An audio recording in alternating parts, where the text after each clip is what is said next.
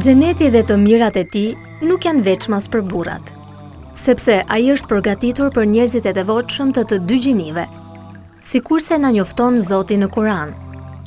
Dhe kushdo që bën vepra të mira, qoftë ai mashkull ose femër, duke qenë besimtar, do të hyjë në xhenet. Zoti thot në Kur'an: aty nuk do t'ju mundoj lodhja, e prej aty kur nuk do të dëboheni. Aty do të ketë çfarë t'ju dëshiroj shpirti dhe gjithçka do të kënaqë syrin, dhe atje do të qëndroni përgjithmonë. Kur gruaja të hyjë në xhenet, Zoti do t'ja kthejë rinin e saj, duke u bazuar në hadithin e pejgamberit, i cili thot: në xhenet nuk do të hyjë asnjë grua duke qenë e vjetër në moshë. Ky është xheneti, që është zbukuruar për ju gra, sikurse është përgatitur edhe për burrat.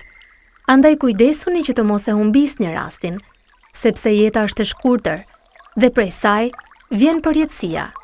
Andaj le të jetë përjetësia juaj në xhenet.